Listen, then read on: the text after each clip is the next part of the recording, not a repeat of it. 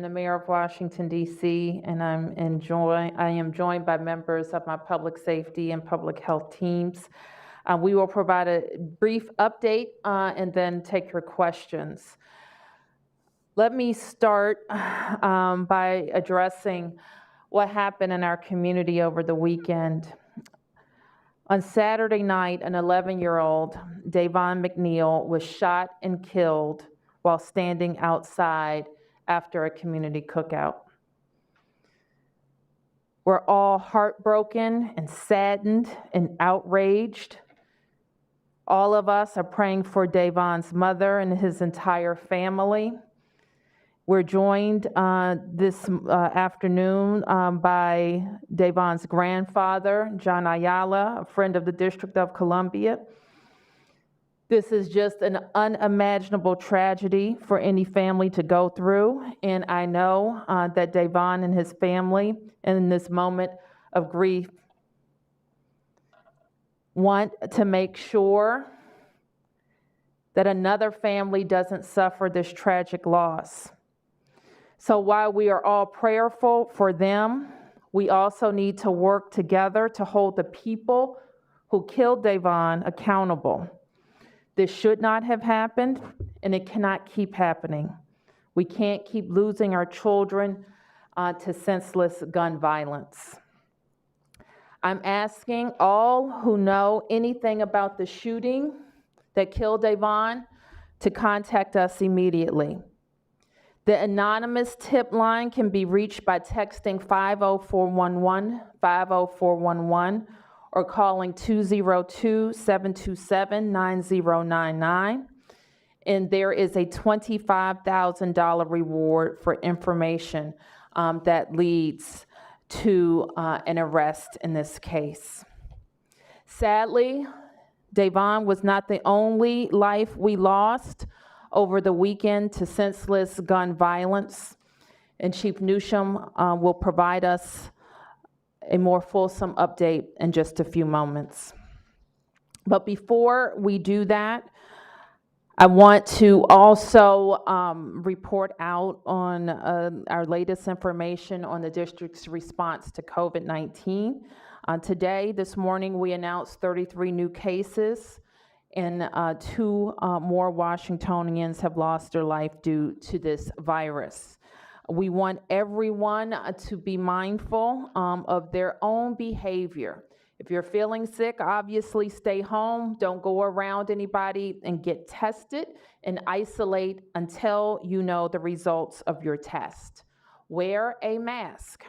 Continue to social distance and continue to practice good hand hygiene. And remember to ask yourself this question when leaving the house, and that is, do I need to be there? Do I need to be going where I'm going? We continue to make free testing available in the district, and we put out on coronavirus.dc.gov a little flashcard to help people know all of the locations where they can get tested at a district-supported site during this week. So please pay attention to coronavirus.dc.gov. And with that, I'm going to ask the chief to begin our public safety update. We're also joined by Dale McFadden, who is the director of the Office of Neighborhood Safety and Engagement. And then we will take your questions related to public safety and public health.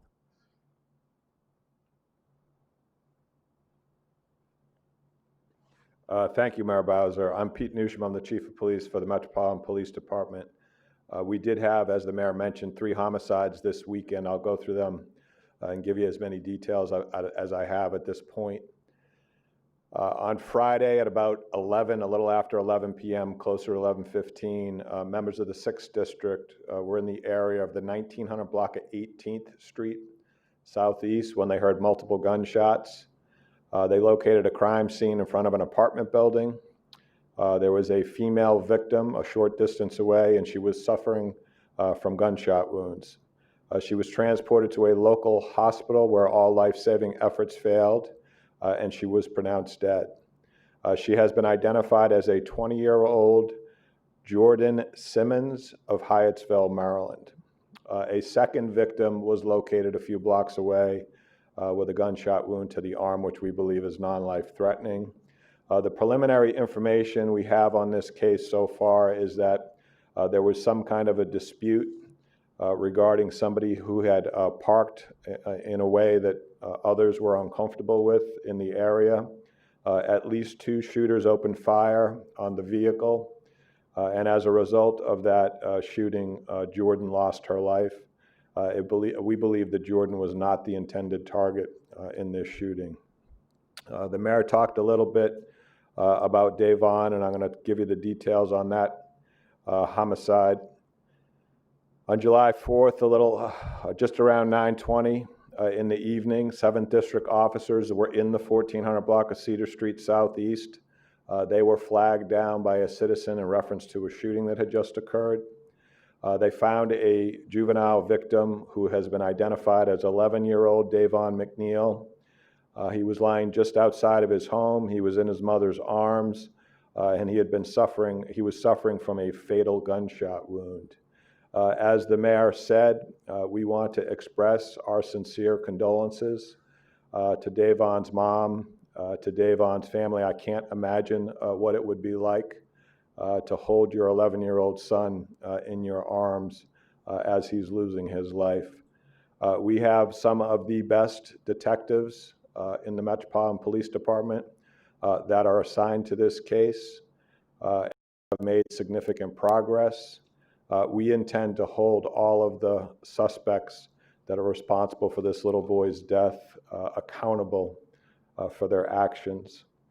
In Ward 6, we had another tragic homicide that occurred a little bit before 11 p.m. on July 4th. This was a little bit after Davon had lost his life.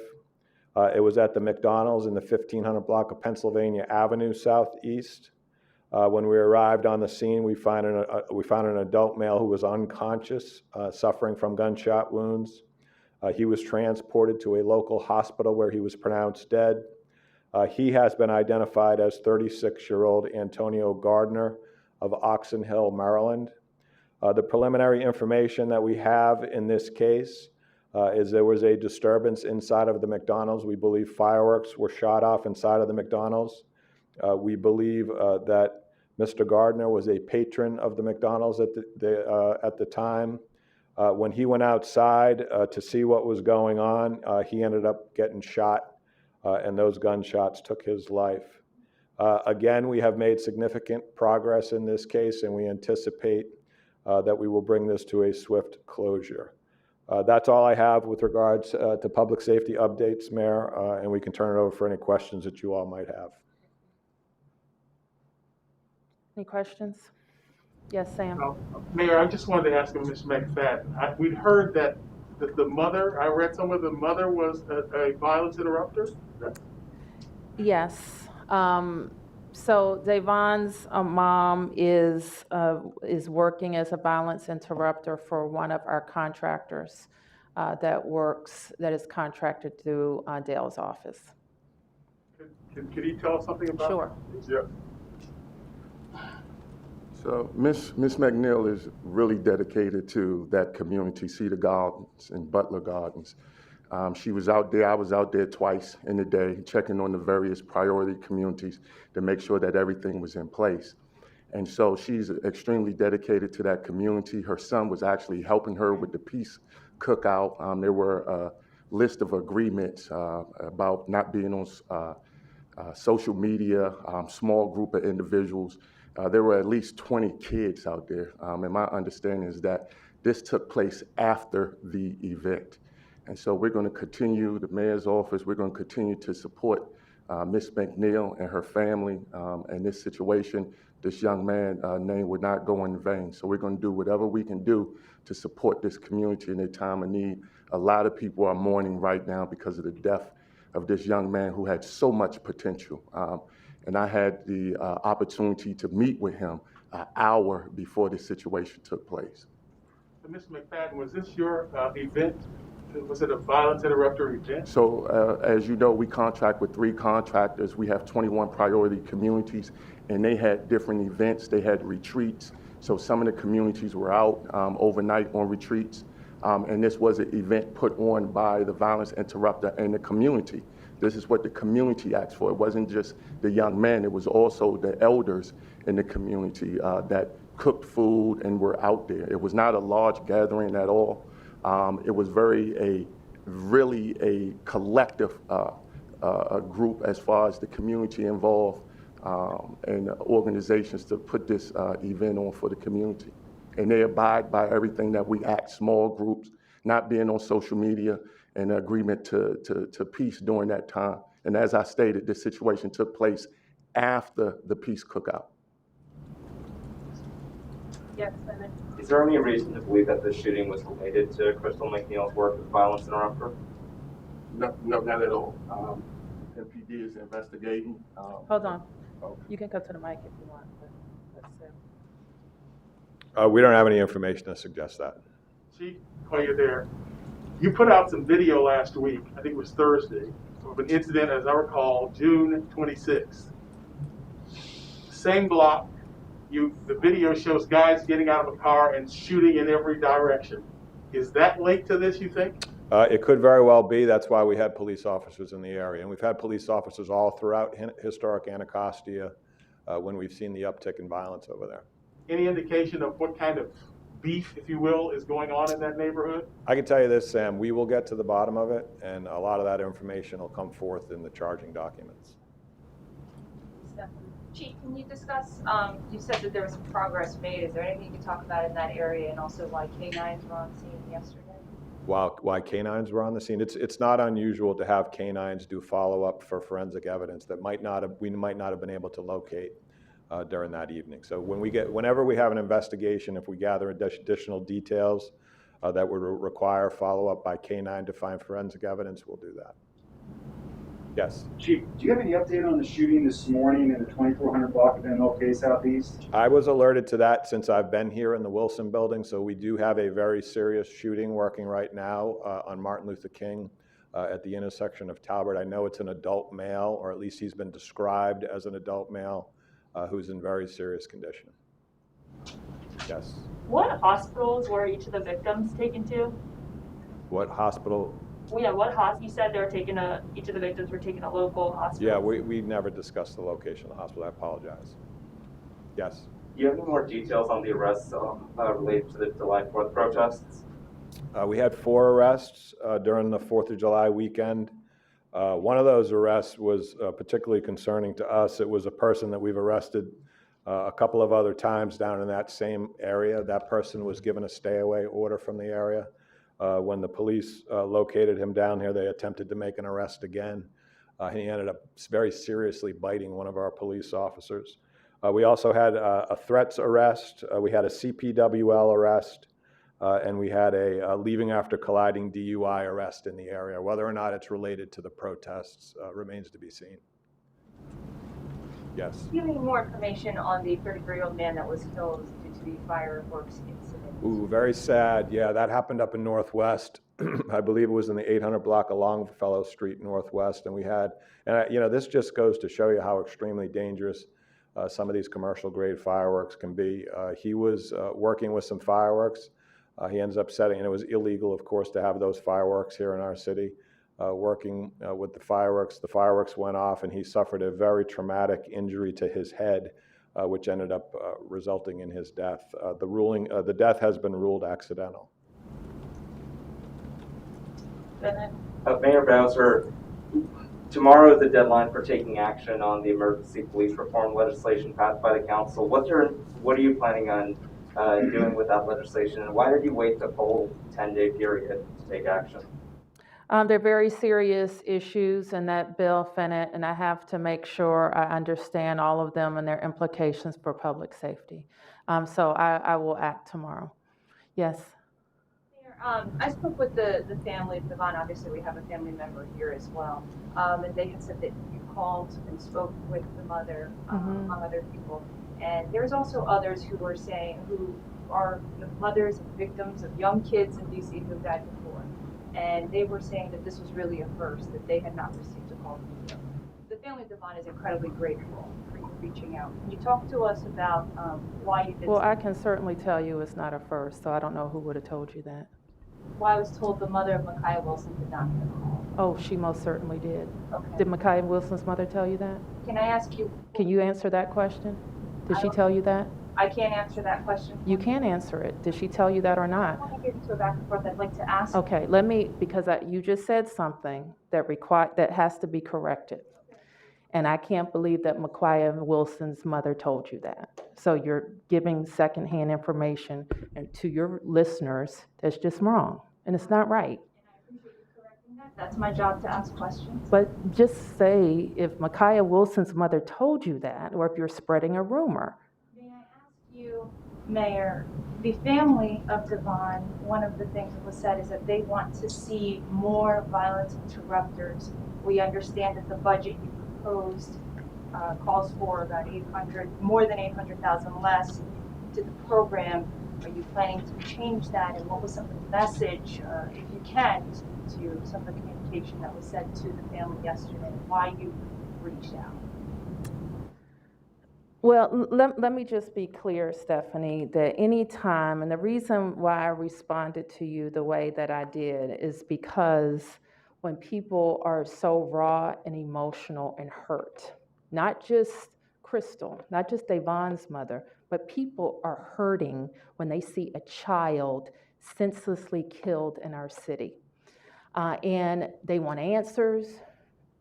Sometimes people want revenge, which we're also very concerned about. People want it just to stop. And sometimes they think I can make it stop, the police chief can make it stop, a violence interrupter can make it stop. And to have this confluence of having an event sponsored by violence interrupters, have the child of a violence interrupter killed.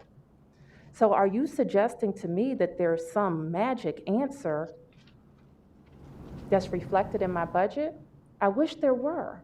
Will there be a magic answer reflected in the budget the council approves? Probably not. But it all makes us feel powerless to stop gun violence. And that's what we have to fight against, feeling powerless to stop gun violence. We have to make sure that we're using every tool at our disposal to stop people who would be willing to do this. So I was thinking about this today. We're dealing with the response to a health pandemic, to demonstrations brought on by outrage of an American being killed on the streets, representative of other Americans killed on the streets. And now we see our kids killing each other. Over what? I guarantee you when they find out what this is about, it's going to be about nothing. It's going to be about absolutely nothing. So the other epidemic that we have to respond to is this sense of hopelessness of kids with guns that will kill other kids. So when I spoke to Crystal and I spoke to John and his wife, all I can really say is how sorry I am. How sorry I am that they lost this bright, beautiful boy who should be doing what 11-year-olds are doing. That's what he should be doing. And because somebody senselessly shot up his neighborhood, he's dead. It's not a game, it's not a video, it's not coming back, it's real bullets kill children. So that's hard to convey to a mom who's heartbroken and shell-shocked. And sadly, I've talked to a lot of moms in this situation. And frequently the day after, they don't really know how to be or what to say or what they need. But I can say that she knows that the city hurts with her and is with her, and we're going to do all that we can to help her. Yes. Mayor Bowser, you made the point that that there's no magic solution in a budget to gun violence. What would you say to people who want to use this incident to argue against cuts to police budget, against cuts to the police budget? I'm sorry, Bennett, could you give me that again? What would you say to people who want to use this incident, what happened over the weekend, the killing of Davon, to fight back against the council's proposal to cut from the MPD budget? Well, there are a lot of reasons to fight back against that.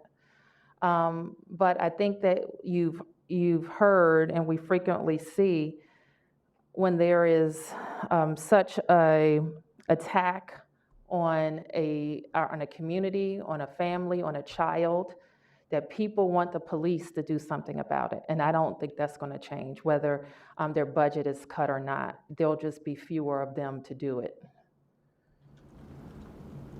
Any other questions, Mark? Mayor Bowser and Dr. Nesbitt, I'm wondering if, one, you guys can kind of talk about the spike and give us a little bit of details about the spike that you reported today. And also, Mayor Bowser, just your thoughts about Virginia, particularly Northern Virginia, moving into phase 3 today. If you have concerns, and if so, if you've expressed them to the governor of Virginia.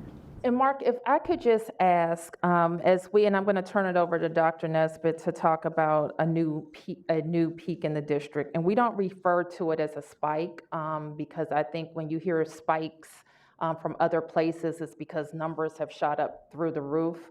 You know how we measure a change in a peak. So I don't want to give the impression to your listeners when they hear spike that it's a huge number of new cases, because that's not the case. But the experience that we've seen with the cases suggests that we have a different peak, and we use that new peak to manage days of decline in cases. So I just want to make that clear. In regards to Virginia, I am pleased that I think they're still in the posture of not having bars open. And I continue to hope that they remain in that posture.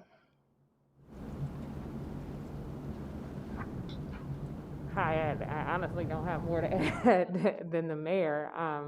And as we've discussed here several times, we don't have a spike when we talk about our trend as we measure the decline in new cases. What we report to you every day in terms of the number of new reported cases, we then match that against our decline in new cases, which are mapped on a graph that shows when those cases occurred based on their symptom onset or their estimated period of infection.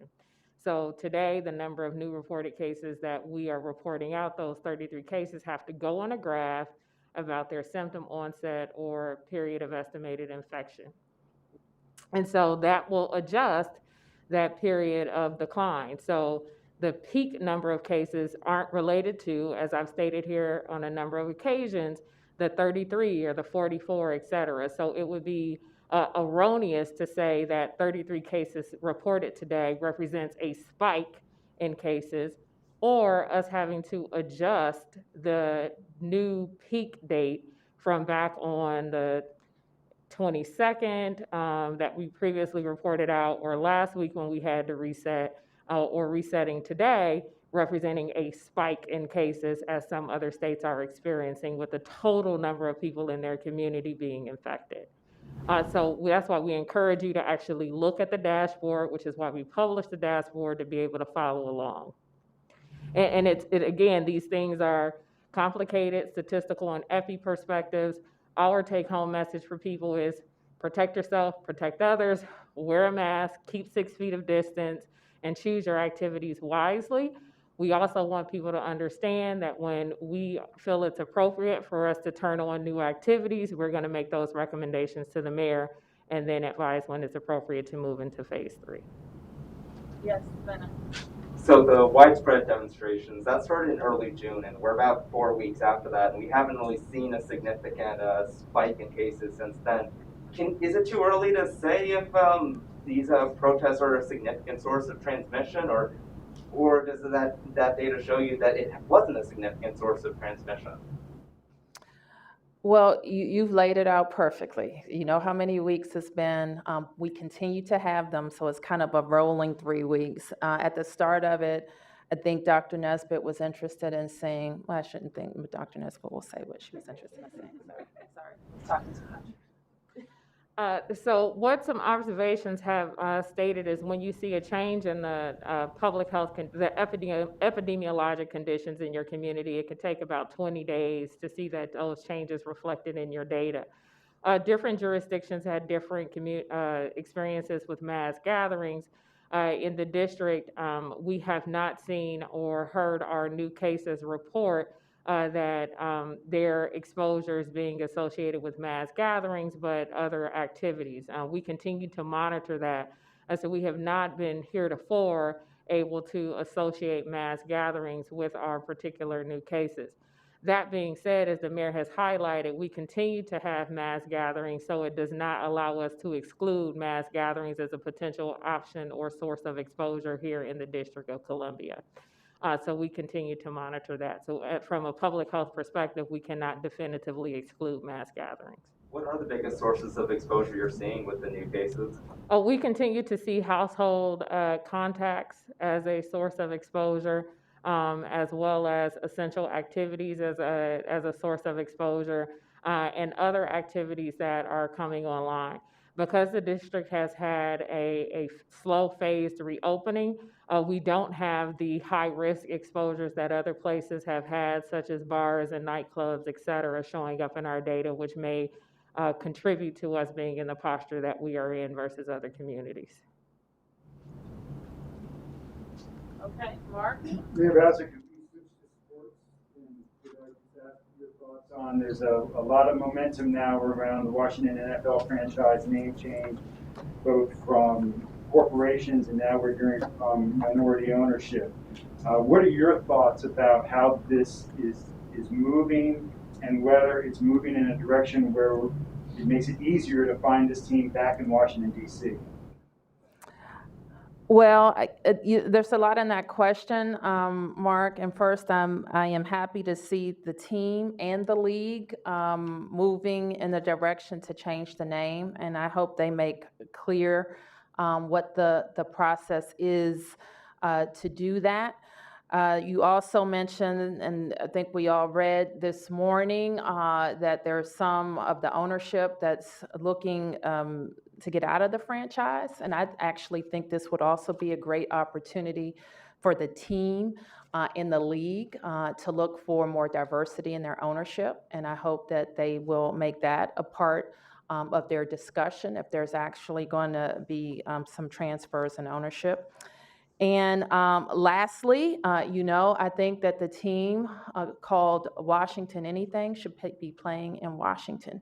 And this certainly, I think there would be a lot of issues. So I would hardly say that the name is the only issue that would have the team or Washington choose to have a stadium. All right, last question. We've heard some anecdotal reports of 7 to 10 day waits for coronavirus test results. What does the data show about what the wait time for getting test results back are? And is that a significant problem? Well, it's one that we monitor very closely, and Dr. Nesbitt and DOH would really like to minimize, as I'm sure you know, for their contact tracing efforts, having those test results as quickly as possible from the test date makes all of our other work more effective. Let me ask Chris Rodriguez to talk to you about our experience with turnaround times for our publicly supported labs, testing sites. Yep, thanks for the question, Fennett. On average, our test result turnaround time is about 3 to 5 days. We can't rule out the possibility that there are, from time to time, residents or individuals that wait longer than that. But generally speaking, our turnaround time is 3 to 5 days. And we did have early on in our opening up fire stations and following the big demonstrations at the beginning, we had an influx of tests, and probably if there were people who experienced longer wait times than that, it was around those sampling collection dates. All right, thank you, everybody.